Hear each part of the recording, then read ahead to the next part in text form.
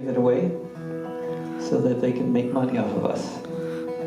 The new arrangement, as we all communicate on their social media platforms so they can develop AI and replace us all.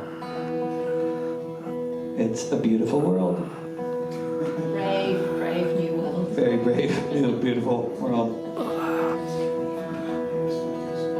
Back in the 70s, when the country that we call the United Kingdom was not any more united than it is now, but it had a very powerful labor movement, and they could do things, and they did things after the coup in Chile in 1973.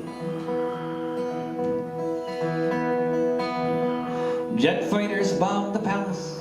We all watched it on TV.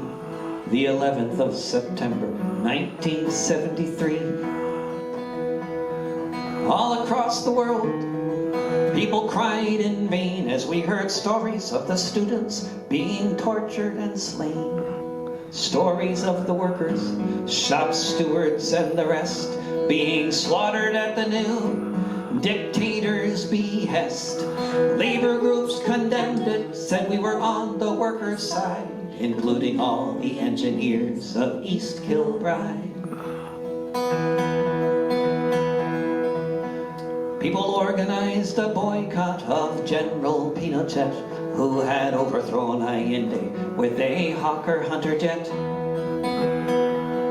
Then a few months later, March of '74, Bob Fulton came to work at the Rolls-Royce factory floor. He looked at the orders that had come in that day and found crates with jet engines from Chile.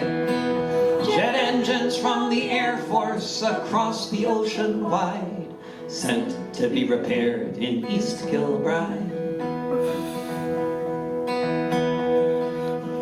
It didn't take a minute for Fulton and his mates to come to the decision they would not touch these crates. Soon 4,000 Rolls-Royce workers voted they agreed to stand with the Chileans in their hour of need. Management decried them, the Tories screamed and cussed, but the Hawker-Hunter engines were left to sit and rust.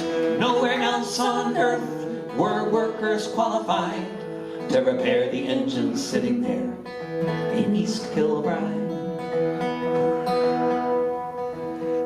It's often hard to know if you've changed anything a whit, but decades later a Chilean general would admit.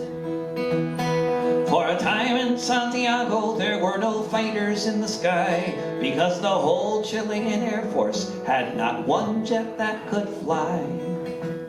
They may not have changed the world, this group of union engineers, but these crates of metal sat corroding for 4 years. So here's to British labor, how for 4 years it tried to do what could be done from East Kilbride.